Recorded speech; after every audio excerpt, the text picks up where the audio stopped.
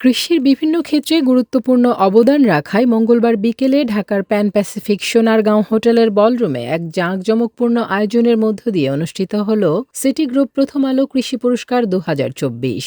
উক্ত আয়োজনে উপস্থিত ছিলেন সাবেক তত্ত্বাবধায়ক সরকারের উপদেষ্টা হোসেন জিল্লুর রহমান, সিটি গ্রুপের নির্বাহী পরিচালক বিক্রয় ও বিপণন জাফর উদ্দিন সিদ্দিকী, প্রথম আলো সম্পাদক মতিউর রহমান সহ জুরি বোর্ডের সদস্যরা এবং দেশের বিভিন্ন খাতের কৃষি সংগঠকগণ।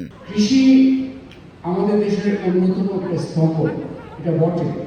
আর আমি একজন অর্থনীতিবিদ হিসাবে আমি একটা উপলব্ধি আছে যে কৃষির প্রতি যেই পরিমাণ নীতি মনোযোগ থাকা দরকার, যেই দৃষ্টিভঙ্গিগুলো আমাদের সার্বিক নীতিমহল মধ্যে থাকা দরকার, সেখানে অনেকগুলো ঘাটতি আছে।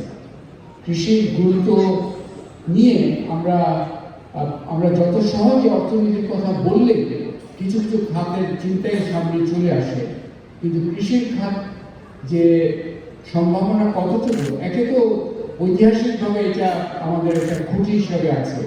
আমরা যখন বলি রেসিলিয়েন্ট বাংলাদেশ, সেই রেসিলিয়েন্সের অন্যতম স্তম্ভ কিন্তু হচ্ছে কৃষি। এখন 16 কোটি বা 18 কোটি মানুষের মুখে অন্যের যোগান থেকে শুরু করে সমস্ত রকমের খাবার দাবারের যোগান, এগুলো আমাদের কৃষিখাত থেকে আসছে। এখনও বাংলাদেশে আমাদের অন্যতম প্রধান কন্ট্রিবিউটিং ইকোনমিক সেক্টর কৃষি। আমার কাছে মনে হয়েছে যে বাংলাদেশে একটা নীরব বিপ্লব হয়ে গেছে, সেটা হলো কৃষিক্ষেত্রে। আমাদের কৃষক সমাজ এবং কৃষিবিদ ওনারা নিরলস পরিশ্রম করে উন্নত মানের শস্য ফসলাদি বা ফল মূল ইত্যাদি নিরন্তর গবেষণার মাধ্যমে এবং চেষ্টার মাধ্যমে এমন একটা অবস্থায় নিয়ে এসছেন। আজকে একটু দাম বেশি হলেও আমরা অনেক কিছুই পাচ্ছি। প্রথম আলো তার জন্মলগ্ন থেকেই দেশের কৃষি খাতের নানা দিক নিয়ে প্রতিবেদন প্রকাশ করে আসছে।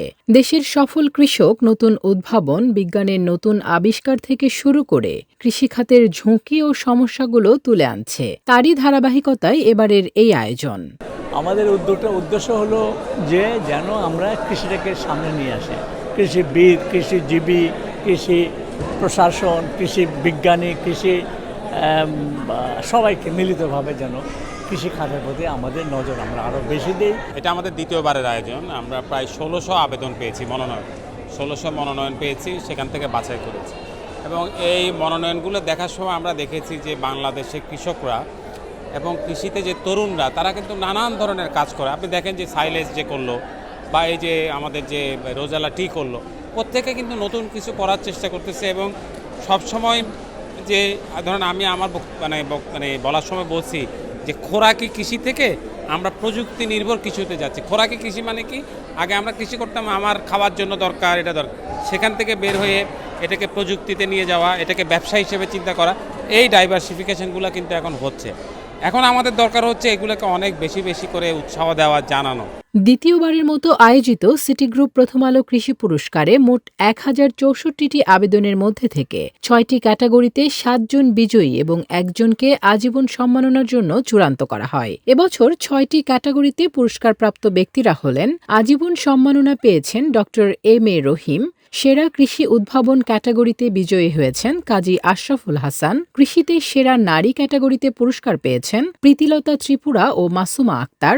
সেরা কৃষি উদ্যোক্তা হয়েছেন মোহাম্মদ গোলাম সারওয়ার। সেরা কৃষি ব্র্যান্ড ক্যাটাগরিতে বিজয়ী হয়েছেন মোহাম্মদ শহীদুল ইসলাম এবং তালহা জুবায়ের মাসরুর। এছাড়াও সেরা নগর সবুজায়ন ক্যাটাগরির বিজয়ী মোহাম্মদ গিয়াসউদ্দিন। উপস্থিত অতিথিগণ বিজয়ীদের হাতে পুরস্কার তুলে দেন। প্রাপ্তি, সেটা ছোট হোক বড় হোক, প্রাপ্তি পেলে উৎসাহ দেয়। আমি ড্যাফোডিল ইন্টারন্যাশনাল ইউনিভার্সিটির প্রফেসর হেড এগ্রিকালচার সায়েন্সের, আমাকে আরও এগিয়ে নিতে সাহায্য করবে আজকের প্রাপ্তিটাকে। এবং আমি আমার ছাত্রদের মাধ্যমে, আমার কর্তৃপক্ষের মাধ্যমে, আমি যেমন বাংলাদেশ কৃষি বিশ্ববিদ্যালয়কে বিশ্বের দরবারে উঠেছি, ইনশাল্লাহ ড্যাফোডিলকেও আমরা কিন্তু ওই দরজায় নিয়ে যেতে পারবো। ঢাকা সিটি গ্রুপ প্রথম আলোতে এসে আমার খুব আনন্দিত লাগছে, এবং কি আমি এই যে আরও আনন্দিত লাগছে, আমার জীবনে কোনো দিনও এইখানে আসে নাই। আমি আশাবাদ রাখি আমি ভবিষ্যতে উজ্জ্বল হব এবং কি এই যে কাজটা করে আমি স্বাবলম্বী হতে পারি। আমরা ফরিদপুর শহরে দেখেছি যে যত্রতত্র বর্জ্য ছড়ায় থাকতো, সেই বাসাবাড়ির বর্জ্য, রান্নাঘরের ঘরের বর্জ্য, সেটা নিয়ে আমরা জৈব সার তৈরি করছি এবং সেই জৈব সার আমরা কৃষি সেক্টরে ব্যবহার করছি, কৃষকদের মাঝে দিচ্ছি।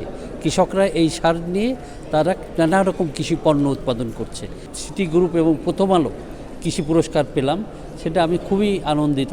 কৃষক আসলে শস্য নয়, স্বপ্ন বনে, ঠিক আছে। আর আমরা কৃষি বায়োস্কোপের আমরা বিশ্বাস করি যে আমাদের যে নতুন নতুন প্রযুক্তি আসছে, নতুন নতুন যে ইনোভেশন হচ্ছে, সেই ইনোভেশনের হাত ধরে কৃষি অনেক সামনের দিকে এগিয়ে যাওয়ার সুযোগ আছে, ঠিক আছে।